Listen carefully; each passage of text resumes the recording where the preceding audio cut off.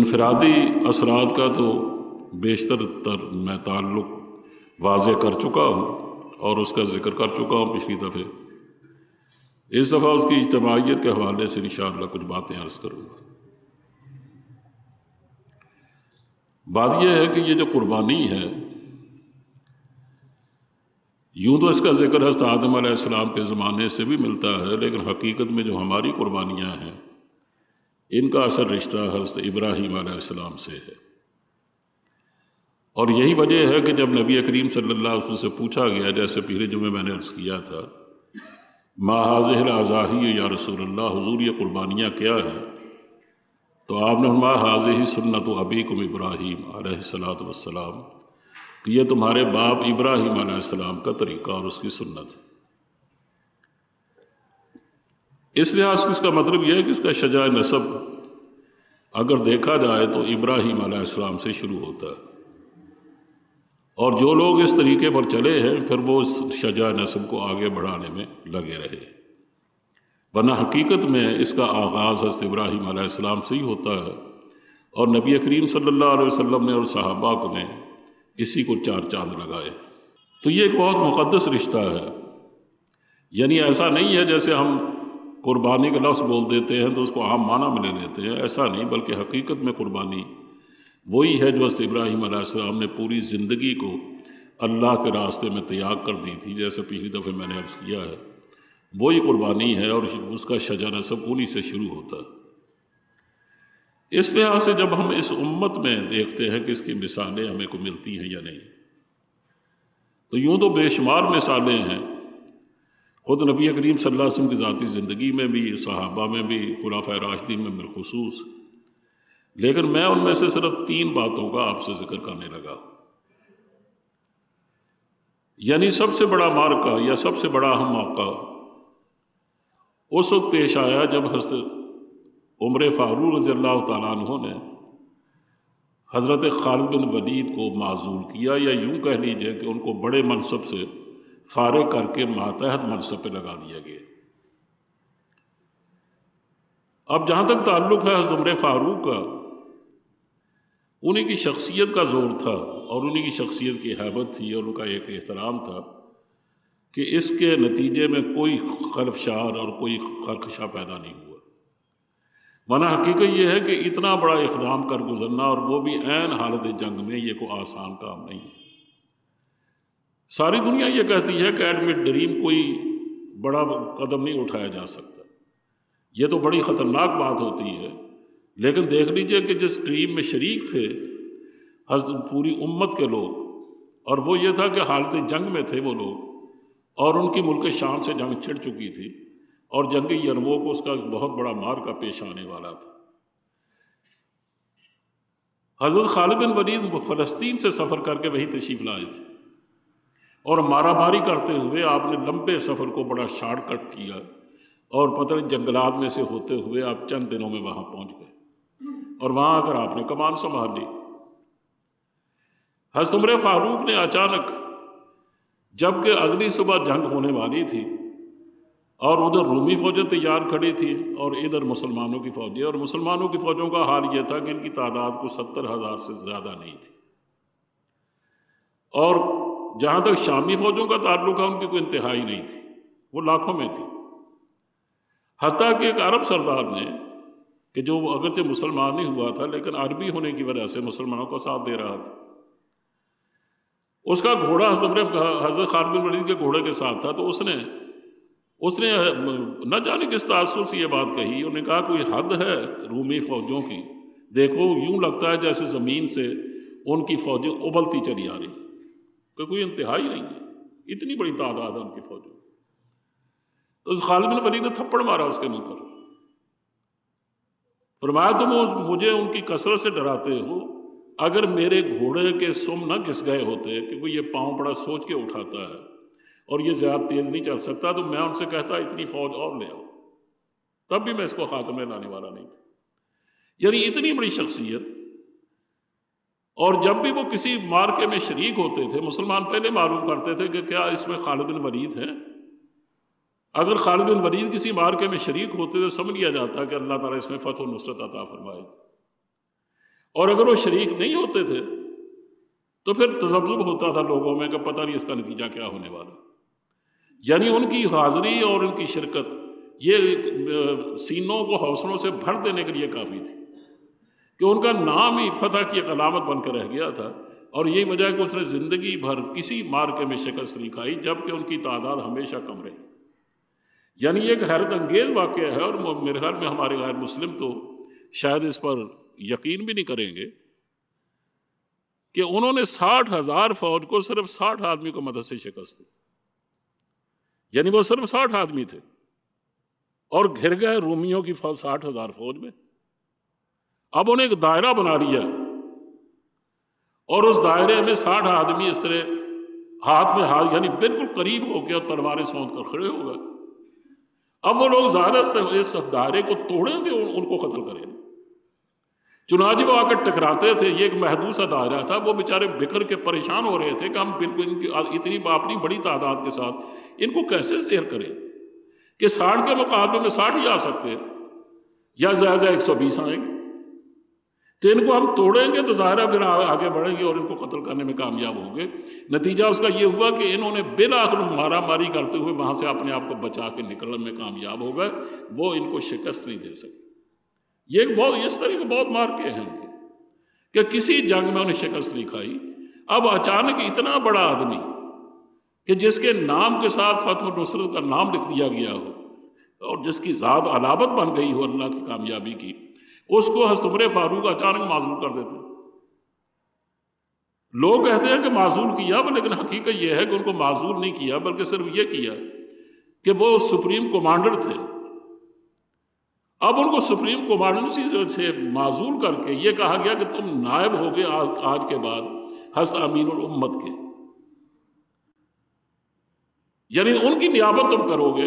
یعنی وہ احکام جاری کریں گے، آپ اس کے مطابق عمل کریں گے. یہ نہیں کہ آپ پالیسیاں بنائیں گے جو چاہیں سو کریں اور آپ کا حکم چلے گا پوری اپنی فوج پر، بلکہ ان کا حکم چلے گا اور ان کے مشورے سے آپ جو کام بھی کریں گے سو کریں گے. اور اس طرح آپ ان کو ان کے ماتحت کر دیا گیا.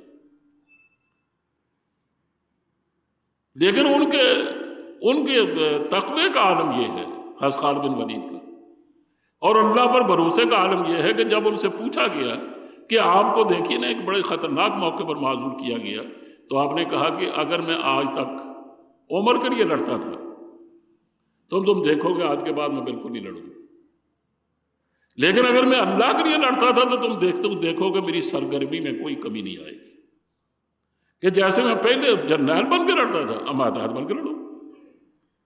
یعنی پہلے بھی میں امیر المومنین کے احکام کی اطاعت کرتا تھا، ابھی میں امیر المومنین کے احکام کی اطاعت کروں گا. پہلے بھی عمر کے ماتحت تھا، ابھی عمر کی ماتحت ہی کروں گا. لیکن نہ میں ان کے لیے پہلے لڑتا تھا نہ آج لڑوں گا. پہلے بھی میں اللہ کے لیے لڑتا تھا، آج بھی میں اللہ کے لیے لڑوں گا. اور اگر میری اللہ ہی کے لیے لڑائی ہے اور اسی کے راستے میں جان لیے پھرتا ہوں تو پھر تم دیکھو گے میری سرگرمیوں میں کوئی کمی نہیں آئے گی. اور جہاں تک حضرت عمر فاروق کی ہیبت کا تعلق ہے، ایک وہی آدمی تھے جو اس طرح کا حکم دے سکتے تھے. آپ اندازہ فرمائیں کہ ان کی ہیبت کا عالم یہ تھا کہ جب ایک موقع پر حضرت خالد بن ولید نے اس کی شکایت کرتے ہوئے بلکہ گلہ کرتے ہوئے ان کی زبان سے یہ بات نکل گئی کہ جب فلسطین کا معاملہ تھا اور روم کا معاملہ، شام کا معاملہ تھا اور ان سے لڑائیاں درپیش تھیں، تو اس وقت میں کام آیا، اور جب میں اب مسلمانوں کے قدموں میں ڈال چکا ہوں ممالک کو تو اب مجھے معزول کر دیا گیا. تو ایک نوجوان نے کھڑے ہو کر کہا کہ امیر آپ اس قسم کی بات نہ کریں، اس سے فتنہ پیدا ہو سکتا ہے. انہوں نے کہا کہ عمر کی زندگی میں فتنے کا کوئی اندیشہ نہیں کہ جب تک عمر زندہ ہے پھر سوال ہی پیدا نہیں ہوتا کہ فتنہ اٹھ کھڑا ہو.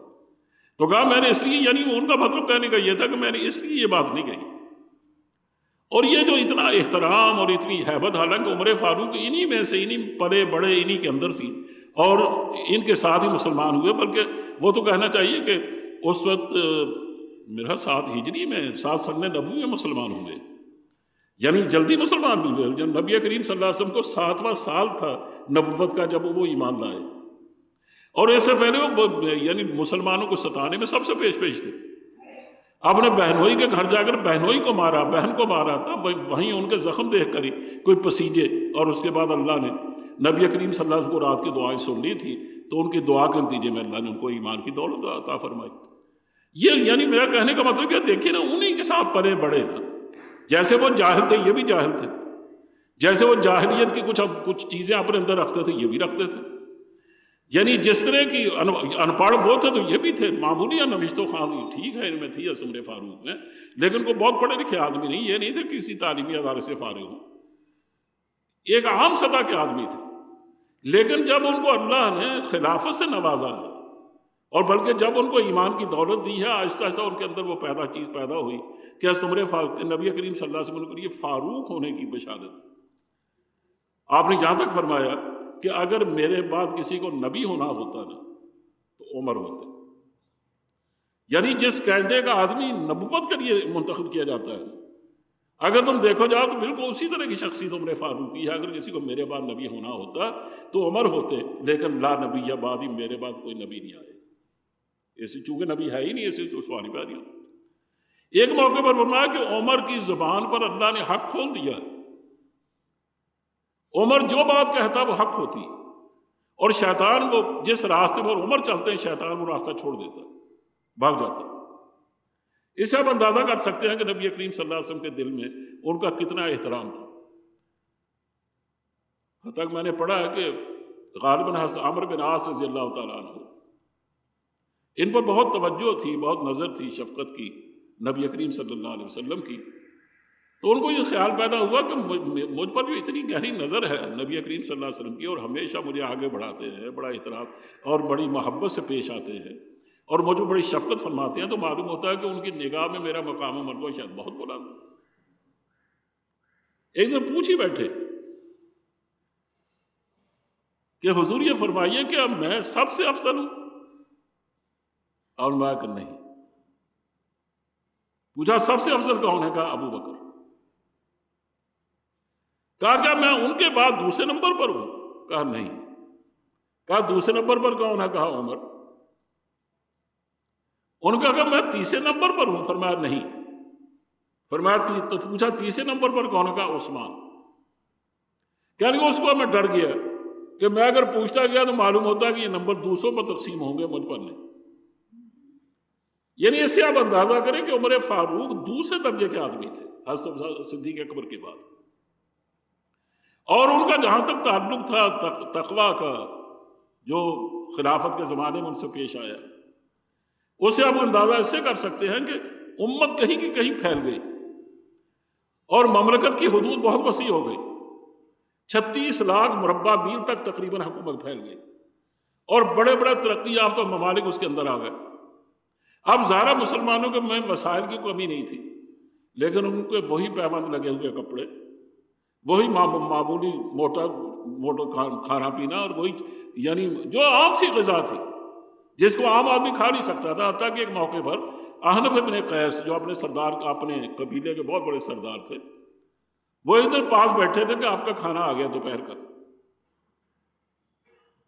تو دوپہر کا کھانا کھانے لگے تو سازدار جو عربوں کی عادت تھی کہ جو آدمی پاس بیٹھا اس کو کھانے میں شریک کر لیتے تھے.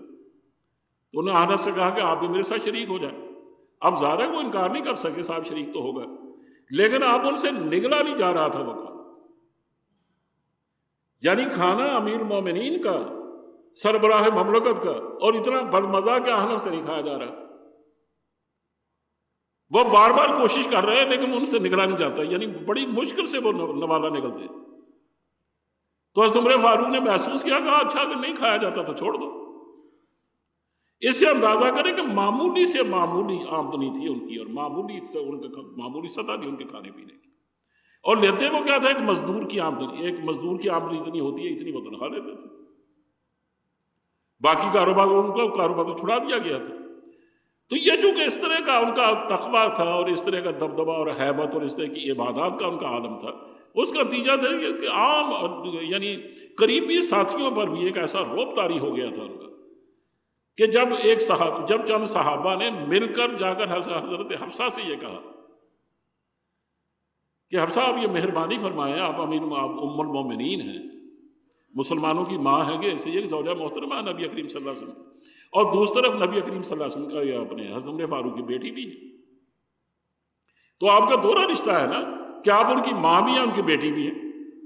ماں تو حضور کے رشتے سے اور بیٹی ان کے رشتے سے، تو آپ ان سے یہ کہیں کہ میرے پاس 10 صحابہ آئے تھے اور انہوں نے یہ سفارش کی ہے کہ خدا کے لیے کچھ اپنا خیال کر، آپ کا رنگ بدلتا جا رہا ہے، سیاہی مائل ہوتا جا رہا ہے، حالانکہ آپ گورے چٹے آدمی تھے، ہڈیاں آپ کی نکلتی آ رہی ہیں، دیکھیے نا کہ اس امت کا کیا بنے گا اگر آپ کی صحت ہی جواب دے گئی تو آپ کچھ تو کھانے پینے کا خیال کریں۔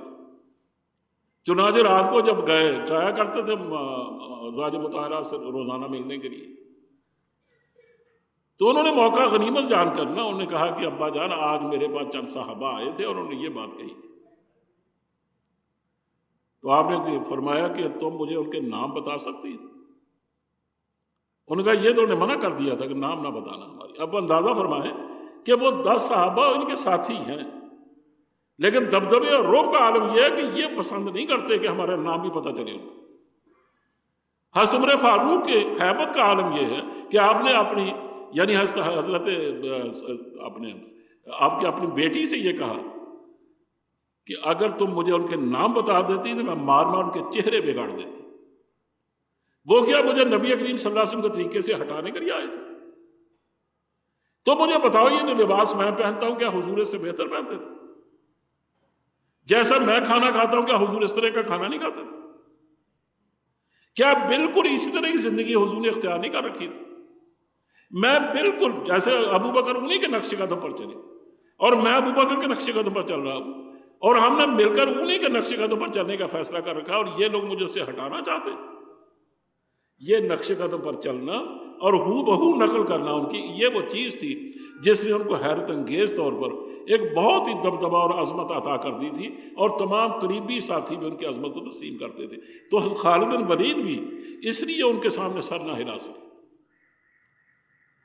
لیکن آپ کو یہ معلوم ہونا چاہیے کہ انہیں آخر ان کو معذور کیا کیوں تھا، تاکہ ہم اپنے حالات کے بارے میں ان کو سوچیں۔ صرف اتنا کیا تھا کہ ایک شاعر نے ان کی تعریف میں ایک نظم کہی، نظم ان کے سامنے پڑھی گئی، اور ظاہر ہے جو بڑے لوگ ہوتے ہیں ان کے سامنے نظمیں اور اس طرح قصیدے پڑھے جاتے ہیں۔ آپ نے خوش ہو ان کو 10,000 درہم انعام دیا۔ آپ نے اس حکم نامے میں یہ لکھا کہ اگر خالد نے یہ انعام دیا ہے حکومت کے مال سے تو انہوں نے خیانت کی، اس لیے وہ اس عہدے پر رہنے کے قابل نہیں، اور اگر انہوں نے اپنے مال سے کیا تو انہیں اسراف اور فضول خرچی کی ہے، تب بھی اپنے عہدے پر رہنے کے قابل نہیں، اسی میں ان کو معذور کرتا ہوں۔ یعنی اتنا بڑا خطرناک کام کیا انہوں نے، میں نے عرض کیا کہ بالکل رومی اور مسلمان آپس میں آمنے سامنے کھڑے ہیں، اس کے باوجود انہوں نے یہ سب کچھ کر ڈالا، اور کیا صرف اتنی بات پر کہ انہوں نے خیانت کا جرم کیا تب بھی قابل معافی نہیں ہے، اور اگر اسراف کیا تب بھی قابل معافی نہیں۔ اب میں کس منہ سے آپ سے کہوں کہ ہمارے حکمران کیا اسراف نہیں کرتے؟ اب میں نام نہیں لیتا، یعنی ان کے محلات کا جو اخراجات جو اخباروں میں چھپ چکے ہیں اور آپ نے پڑھے ہیں، وہ تو ڈوب مرنے کی بات ہے۔ اور یہ اگر باہر دورے جاتے ہیں بیرونی دورے پر تو جن ہوٹلوں میں ٹھہرتے ہیں اور لاکھوں پاؤنڈ اس کا روزانہ کا کرایہ ہوتا ہے، اور جبکہ غریب ملک کے حکمران ہیں، یہ کیا ہو رہا ہے؟ اگر آپ عظمت چاہتے ہیں تو آپ کو عظمت اسی کردار سے ملے گی اور کسی بات سے نہیں ملے گی، کیونکہ مسلمانوں میں عظمت اسی کردار سے ملتی رہی۔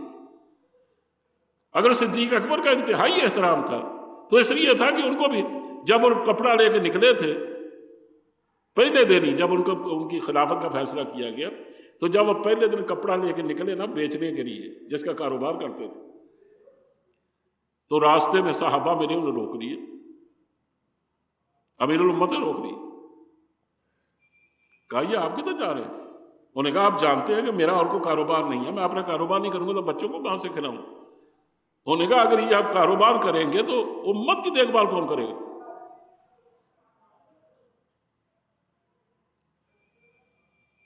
کہا امت کو کون سنبھالے گا اگر آپ اپنا کاروبار کریں گے؟ واپس لے آئے اور شورا بلائی گئی جن میں حضرت علی بھی موجود تھے.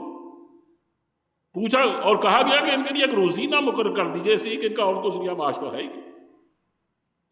اب سوال یہ تھا کہ روزینہ کتنا ہو. حضرت علی نے یہ آیت پڑھی کہ من کان غنیا فلیستعفف، جو آدمی یتیموں کی دیکھ بھال کرتا ہے نا، اگر وہ غنی آدمی ہے تو اسے چاہیے کچھ نہ لے. ومن کان فقیرا فلیأکل بالمعروف، اور اگر وہ فقیر اور غریب آدمی ہے تو اسے چاہیے اس کا معاوضہ اتنا لے جتنا ہر دیکھنے والی نگاہ اور ہر جاننے والا اس کو واقعتاً جائز سمجھے، کہ کم از کم اتنا معاوضہ تو ہونا ہی چاہیے. کہا یہ امت، یہ ان کی حیثیت ایسی ہے جیسے جو غریب اپنے یتیموں کی دیکھ بھال کرتا ہے نا، تو وہ ظاہر ہے جو اس کی حیثیت ہوتی ہے، یہ بھی پوری امت کے لیے ایک اسی دیکھ بھال کرنے والی کی حیثیت رکھتے ہیں. پوری امت ان کے لیے یتیم ہے اور یہ ان پر ان کی نگہداشت کر رہے ہیں. اب اگر اپنا کاروبار کریں گے ظاہر ہے پھر اپنا ہی کریں گے، لوگوں کے کاروبار کی کہانی کرانی کریں گے. لیکن میں آپ کو کس منہ سے کہوں کہ جب ان میں سے کسی حکمرانوں کی کچھ حکمرانی آئی نا، دور آیا، تو نوائے ملک کے ایڈیٹر نے یہ بات کہی اور یہ ریکارڈ پر ہے. انہوں نے کہا اب اپنا کاروبار نہ کیجیے گا.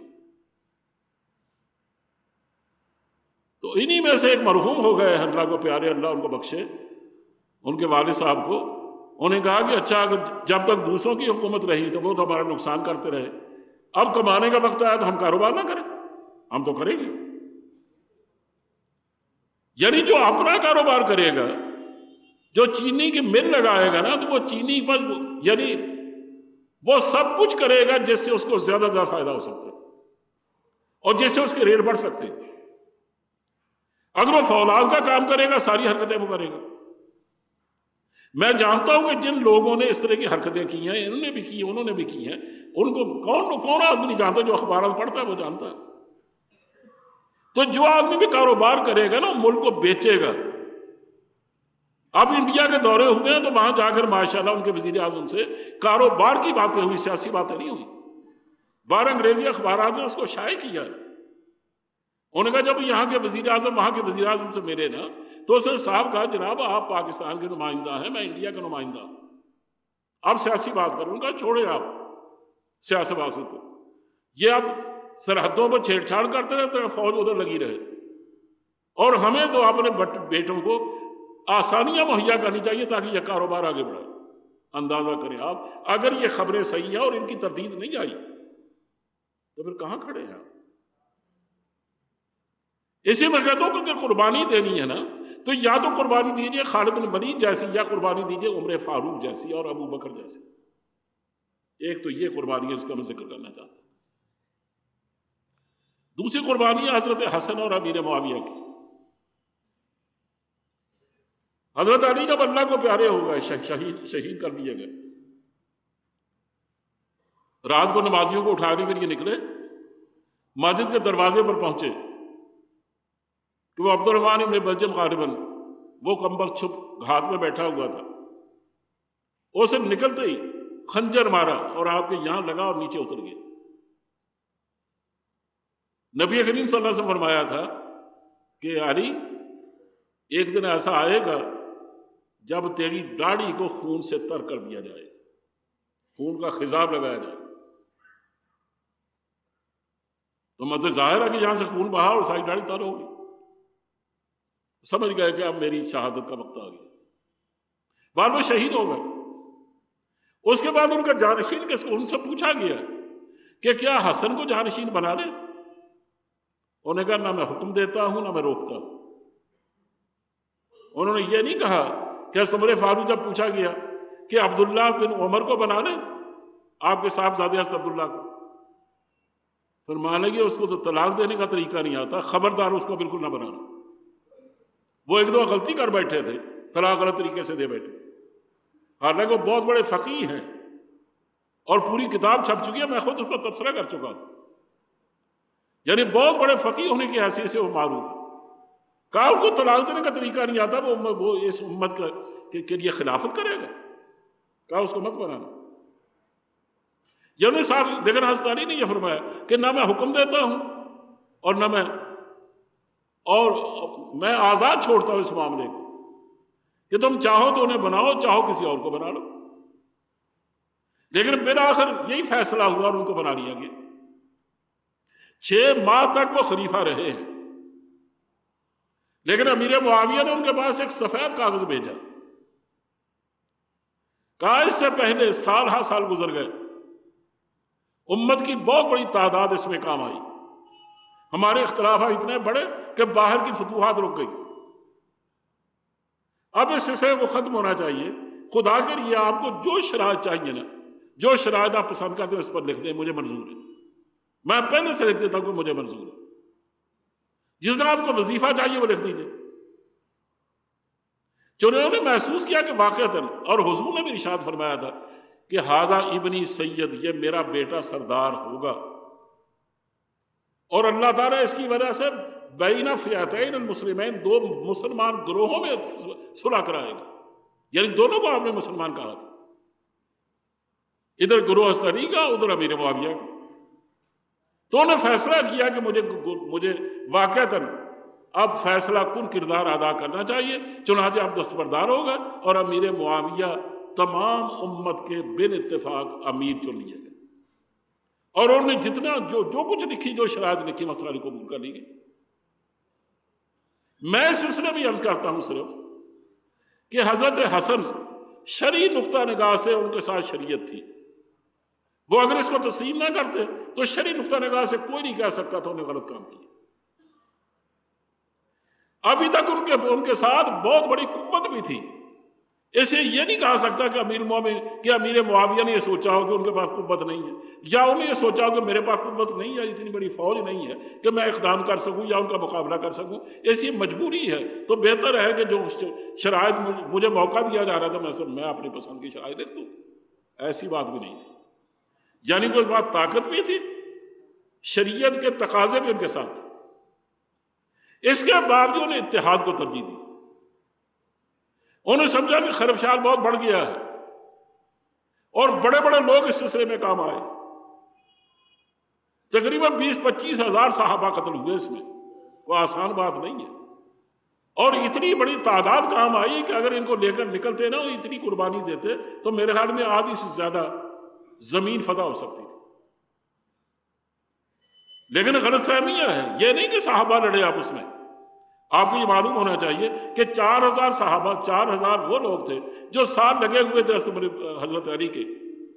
اس لیے حضرت علی نے جب یہ کہا نا کہ دیکھو امیر معاویہ کا تقاضا یہ ہے کہ دیکھیے میں عثمان غنی کا قریبی رشتہ دار ہوں، اس لیے میں ان کا خون کا معاوضہ چاہتا ہوں، تو تم اگر واقعی تم نے قتل کیا ہے نا عثمان غنی کو تو الگ ہو جاؤ، میرے لشکر سے نکل جاؤ، تاکہ میں ان کو کہہ سکوں کہ یہ لوگ ہیں، مجھے طاقت فراہم کریں تاکہ ان کا میں استحصال کر سکوں اور ان سے میں معاوضہ لے سکوں اور ان سے قصاص لے سکوں۔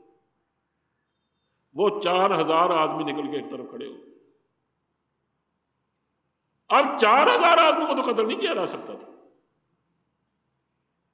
حضرت علی کہتے تھے کہ جب تک آپ مجھے اتنی طاقت فراہم نہیں کریں گے کہ میں 4000 آدمی کو واقعی پکڑ لوں، کوئی ایک آدھ آدمی ہوتا تو میں پکڑ لیتا اسے، یا چند آدمی ہوتے پکڑ لیتا، لیکن میں کیا کروں؟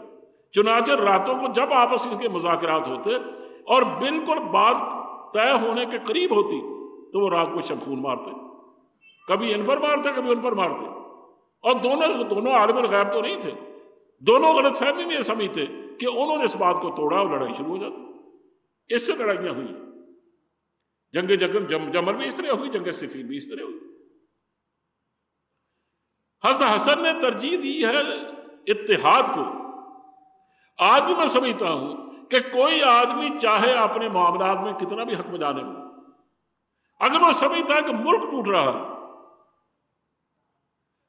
اور ملک کی بقا خطرے میں ہے، ملک کی سالمیت خطرے میں ہے، باہر کی قوتیں ہمارے ساتھ سرمایہ کاری نہیں کر رہی، آنے والے رک گئے ہیں، وزیر اعظم بھی آتا کو آنا چاہتا تھا وہ بھی نہیں آ پاتا، وہ دیکھتا کہ یہ تو آپس میں لڑ رہے ہیں، تو خدا کے لیے ہمیں اتحاد کو ترجیح دینی چاہیے، اور ہمارے سامنے حضرت حسن اور امیر معاویہ کا یہ اسوہ ہونا چاہیے کہ جب بھی کبھی موقع آیا اس کا تو مسلمانوں نے ہمیشہ آپس میں ترجیح دی ہے۔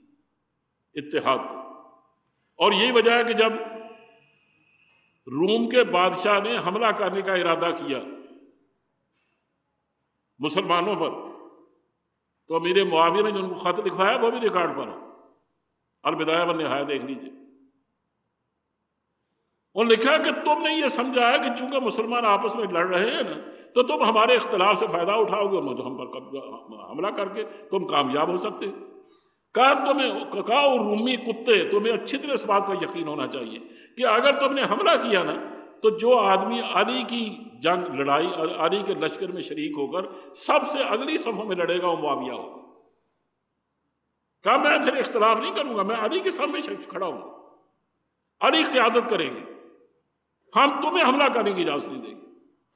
خدا کے لیے یہ جذبہ اپنے اندر پیدا کرے. اگر یعنی دیکھیے نا ہماری سرحدیں مخدوش ہو کے رہ گئی، اور میں کیا کیا بتاؤں کون کون سی جگہ غیر محفوظ ہے. ہمارا کشمیر کا معاملہ بالکل بہت پیچھے چلا گیا، اور کوئی دنیا کی طاقت ہماری عظمت کو تسلیم کرنے کو تیار نہیں ہے. اس لیے خدا کے لیے آپ آپس میں اتحاد کو ترجیح دیں، اور یہ وہ قربانی ہے جو صحابہ کی قربانی کی جس کی ہمیں دعوت دیتی. تیسری بات وہ آپ سب کے لیے، بالخصوص نوجوانوں کے لیے. حضرت عمر بن عبدالعزیز یہ ہمیشہ ہی نیک اور پارسا رہے، اس میں کوئی شبہ نہیں، نہایت متقی آدمی تھے. لیکن چونکہ ایک خلیفہ کے بھتیجے، اور وہ خلیفہ کون ہے؟ عبد الملک بن مروان، اسی کے داماد دوسرے خلیفہ کے بھائی چچا زاد یا تایا زاد، اور وہ ہے سلیمان بن عبد الملک، اور دوسرا ہے ولید بن عبد الملک. یعنی دو خلفاء کے بھائی اور ایک خلفاء کے بھتیجے، اور براہ راست گورنر کے بیٹے، کیونکہ ان کے بیٹے عبدالعزیز گورنر رہے. اب جو اتنی بڑی حکمرانیوں میں پلا ہو اور جیسے شہزادی کی اس وقت کچھ نہ دیکھا ہو، وہ عیش و عشرت نہیں کرے گا تو کیا کرے گا؟ یعنی اس کے جائز مصارف اتنے ہوں گے اور جائز مسائل اتنے ہوں گے کہ ان مسائل کو بڑی آسانی سے پورا کر سکتا ہے. اسے ان کا عالم یہ تھا شہزادگی کے عالم زمانے میں کہ کپڑا وہ پہنتے تھے جو بازار میں سب سے مہنگا کپڑا ہوتا تھا. غلام جب خرید کے لاتا نا کپڑا تو آپ فرماتے کہ یہ کپڑا میرے پہننے کے قابل تو نہیں، اس سے اور بڑھیا لاؤ. وہ کہتے جی بازار میں اس سے بڑھ کر اور کپڑا ہی کوئی نہیں. یعنی آج تک دنیا اس سے آگے بڑھ ہی نہیں سکی. خوشبو استعمال کرتے سب سے اعلیٰ، سب سے مہنگی، اور چلتے اس طرح مٹکا کر مٹک کے تھے جیسے عام طور شہزادے اور یہ اس طرح کے لوگ چلا کرتے. یعنی ان کی چال کا نام پڑ گیا تھا المشیت العمریہ، عمری چال. جب کوئی اس طرح آدمی مٹک کے چلتا ہے نا نازوں سے تو لوگ کہتے ہیں یہ تو اس طرح چلتا ہے جیسے عمر بن عبدالعزیز چلتے تھے. اس سے آپ اندازہ کریں. لیکن جب اللہ نے ان پر خلافت کا بوجھ ڈالا، اب خلافت کی ذمہ داریاں آنے کی دیر تھی، تو سب سے پہلا تو ہم ان کا حیرت انگیز اسوہ یہ دیکھتے ہیں کہ انہوں نے مرنے والے خلیفہ سلیمان بن عبد الملک کے سیکرٹری سے پوچھا کہ مجھے یہ بتاؤ کہ کہیں انہیں وصیت میرے نام کی تو نہیں کر دی تاکہ میں یہاں سے بھاگ جاؤں، دمشق چھوڑ دوں. اور دوسرا حشام نے پوچھا جو بھائی تھا سلیمان کا، انہوں نے کہا مجھے بتاؤ کہیں کسی اور کی تو نہیں وصیت کی تاکہ میں ابھی سے اس کے خلاف کچھ کروں تاکہ میں اس پر قبضہ کر لوں. یعنی وہ حکومت پر قبضہ کرنے کی فکر میں ہے، اور یہ اگر حکومت دے بھی دی جائے تو بھاگنے کی فکر میں ہے. انہیں کچھ نہیں بتایا. جامع مسجد میں لوگ اکٹھے ہو کر ٹھٹھ لگ گئے، لوگ ہزار لوگ. جمعہ کی نماز کے بعد انہوں نے کھڑے ہو کر وہ وصیت نامہ پڑھا جس میں لکھا گیا تھا کہ میں اپنے بعد عمر بن عبدالعزیز کو بطور خلیفہ کے منتخب کرتا، نامزد کرتا۔ عمر بن عبدالعزیز جہاں بیٹھے تھے وہیں بیٹھے رہ گئے، اتنی طاقت نہ رہی کہ اٹھ سکے۔ دو آدمی نے بڑی مشکل سے پکڑ ان کو کھڑا کیا اور ممبر پر جا کے بٹھایا تو آپ نے پہلی بار یہ فرمائی کہ لوگوں تم میری طرف سے آزاد ہو، مجھ سے نہ مشورہ لیا گیا نہ مجھ سے پوچھا گیا، اور میں نے آج تک نہ کبھی اس کی خواہش کی، نہ میں نے کبھی اللہ سے دعا مانگی۔ میں نے کبھی اللہ سے دعا نہیں کی تھی یا اللہ مجھے خلیفہ بنا دے، اور میں نے کبھی اس کی خواہش بھی نہیں کی تھی مجھے خلیفہ بنا دیا جائے۔ اور سلیمان بن عبد الملک نے اپنے طور پہ جو فیصلہ کیا سو کیا، مجھ سے اس نے بالکل نہیں پوچھا، اگر پوچھتا تو میں 1000 دفعہ انکار کرتا، اس لیے تم میری طرف سے آزاد ہو، جسے چاہو خلیفہ بنا دو، اٹھ کر گھر جانے کے لیے تیار ہو۔ لوگوں نے، ہزاروں لوگوں نے ہنگامہ کھڑا کر دیا کہ ہم آپ کے سوا کسی اور خلیفہ ماننے کو تیار نہیں۔ پوری امت میں سے بیعت کی خبریں آئیں۔ اب جب آپ اپنے گھر تشریف لے گئے تو جاتے اپنی بیوی سے کہنے لگے کہ تم بطور بیوی کے میرے پاس رہنا چاہتی ہو یا چاہو تو میں تمہیں طلاق دے دوں۔ انہوں نے کہا کیا بات؟ انہوں نے کہا تیرے باپ نے، تیرے چچا نے، تیرے تایا نے، تیرے دادا نے، بلکہ نہ تیرے باپ نے، کیونکہ وہ عبد الملک بن مروان کی بیٹی تھی، ویسے تو اس کے دادا بھی مروان بھی ہو تو وہ بھی ہو تو خلیفہ رہے، دادا بھی خلیفہ تھا۔ انہوں نے کہا تم اتنے چاہنے والوں کی حکومتوں کی جنی ہوئی اور پلی ہوئی لڑکی ہو، اور نہ جانے انہوں نے کیا کیا تمہیں زیورات دیے، اور اس میں عوام کا خون چوسا گیا ہے، یہ سارے زیورات عوام کے خون سے بنے، تم یا تو ان کو بیت المال میں جمع کرا دو اور یا مجھ سے طلاق دو۔ ان کا امیر المومنین میں نے آپ سے نکاح کیا ہے، ان چیزوں سے نکاح نہیں کیا۔ وہ بھی ظاہر عمر بن عبدالعزیز کی بیوی تھی، ساری ان کی دولت لے کر وہ بیت المال میں جمع کرا دی اور اپنے پاس بھی جو کوئی تھا بیت المال کو نظر کر دی، اور رشتہ داروں کے بعد جتنی دستاویزات تھی نا وہ ساری منگوا کر ان کو کاٹ ڈالا اور ان کی کاروبار کو معطل کر کے رکھ دی۔ ان کا تم آج کے بعد کاروبار نہیں کر سکتے۔ اب گھر کا عالم یہ ہو گیا کہ ایک دن گھر میں تشریف لائے تو لڑکیوں نے آگے بڑھ کر استقبال کیا جیسے پہلے کیا کرتی تھی، اب انہوں نے منہ پر اس طرح ہاتھ رکھا ہوا تھا، تو انہوں نے کہا کہ یہ تم نے ہاتھ کیوں رکھے ہوئے؟ تو پھوپھی نے کہا جو ان سے بڑی تھی، انہوں نے کہا عمر یہ تمہارا ہی کیا دھرا، تم نے گھر میں کو چھوڑا ہوتا تو یہ اس کو کھا پی لیتی، گھر میں مسور کی دال تھی اور پیاز تھا، دونوں کو ملا کر نے ابال کے اس کو پیا ہے۔ اب ظاہر چونکہ تمہاری طبیعت میں نزاکت بہت ہے اور تم بڑی جلدی بو کو سونگھ لیتے ہو، تو اس کی وجہ سے انہیں منہ پہ ہاتھ رکھا ہوا ہے کہ مسور کی دال کی اور پیاز کی بو نہ آنے پائے۔ آپ سیدھا تنور کی طرف بڑھے، تنور کی لپٹیں نکل رہی تھی اس کے اندر سے آگ کی، اس کے اندر ہاتھ ڈالنا، اس طرح انگلی قریب کی نا تو پھر پیچھے ہٹانی، پھر قریب کی پھر پیچھے ہٹانی، پھر قریب کی۔ تو پھوپھی نے پوچھا یہ تم کیا کر رہے ہو؟ انہوں نے کہا میں یہ دیکھ رہا ہوں کہ کیا میں اس آگ کی لپٹ کو برداشت کر سکتا ہوں؟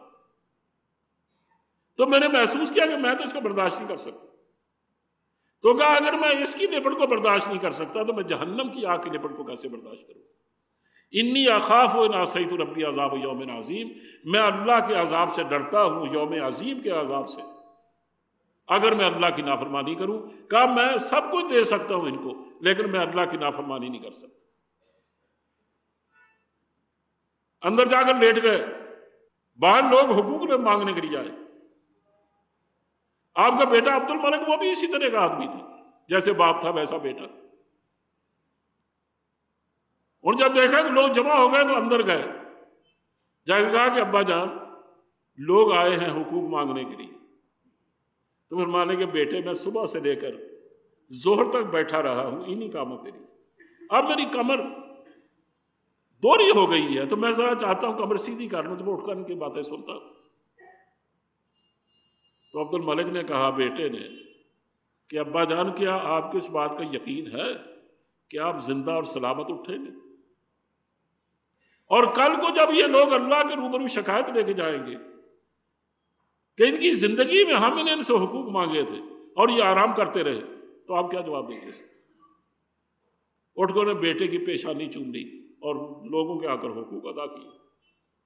یعنی اس طرح کی انہوں نے زندگی گزاری.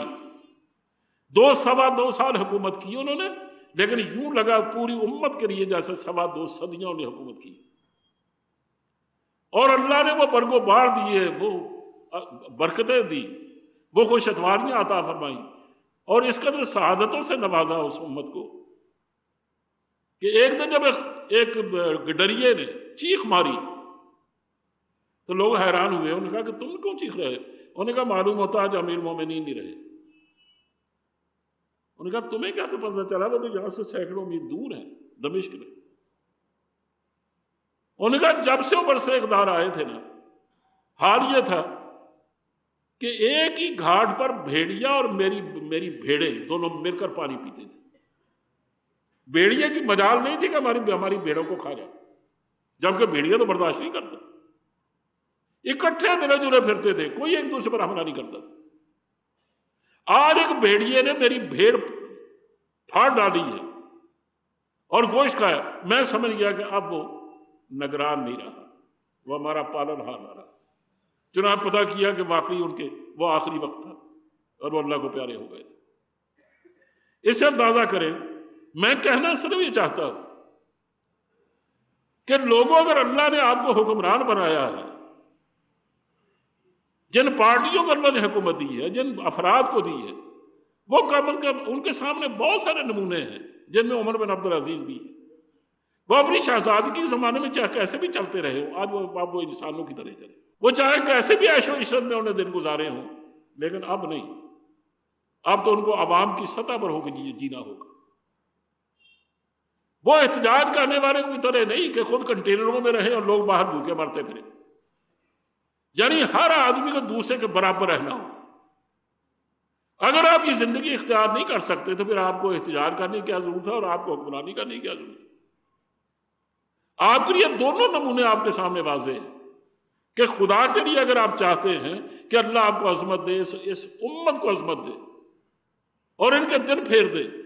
حتیٰ کہ عمر بن عبدالعزیز کے زمانے میں کوئی زکوٰۃ لینے والا نہیں ملتا تھا. جو زکوٰۃ دینے کے لیے پہنچتا وہ پہلے کہا تھا میں پچھلے سال زکوٰۃ، تو کہا میں پچھلے سال میں نے تمہیں زکوٰۃ دی. تو کہا تو خود زکوٰۃ دینے والا بن گیا. وہ کسی باغ کے کنارے کھڑے ہو کر کوئی مسافر کہتا رہا میں پانی پینا چاہتا ہوں، تو وہ ایک انار توڑتے اس کو اپنے ہاتھ سے دباتے پورا گلاس بھر جاتا تھا اس کی شربت سے. اللہ نے اتنی برکتیں عطا فرمائی تھی، پورا امت پورا ملک بالکل خوشحال ہو گیا. اور یہ نہیں کہ اس کے لیے وہ لمبے چوڑے، یعنی آپ اس سے اندازہ کریں، میں پڑھے لکھے لوگوں کی بات کرتا ہوں کہ حجاج بن یوسف زندہ تھا تو اس نے چولہا ٹیکس تک لگایا. اتنا لوگوں کو تنگ کیا جیسے آج ہمارے یہاں ہو رہا. عمر بن عبدالعزیز نے سارے ٹیکسز ختم کر دیے. نتیجہ اس کا کیا ہوا کہ پہلے سے آمدنی وہ 50,000 آمدنی بتاتا تھا کہ میں 50,000 آمدنی سے ہوتی ہے، انہوں نے 2.5 لاکھ آمدنی دکھائی پہلے سال، اور دوسرے سال اس سے بھی زیادہ. یہ اللہ کی دی ہوئی برکتیں ہیں. وہ فرماتا، وہ کہتا وَلَوْ أَنَّ أَهْلُ الْقُرَىٰ آمَنُوا وَاتَّقَوْا لَفَتَحْنَا عَلَيْهِمْ بَرَكَاتٍ مِّنَ السَّمَاءِ. اگر ان بستیوں والے، ان شہروں والے، ان ملکوں والے اگر اللہ کے دین کو غالب کر دیتے نا اور اللہ کے دین کے نافذ کر دیتے تو ہم آسمان کی برکتوں کے دروازے کھول دیتے. اور کبھی فرماتا کہ تم پانی اس طرح تم ابلتا ہوا دیکھتے رزق کو زمین سے اور آسمان سے برستا ہوا دیکھتے. لَأَكَلُوا مِنْ فَوْقِهِمْ وَمِنْ تَحْتِ أَرْجُلِهِمْ. اس طرح اللہ تمہاری چاروں طرف خوشحالیاں برساتا. یہ ہم جو جن مصیبتوں میں گرفتار ہیں یہ صرف اس لیے کہ ہم ابراہیم کا نام لیتے ہیں، اس کے نام کی قربانی دیتے ہیں، لیکن حقیقت میں جو قربانی کی روح ہے وہ ہم سے دور رہتی ہے. اللہ کرے کہ میری باتیں سمجھ میں آئی ہوں. وآخر دعوانا الحمدللہ.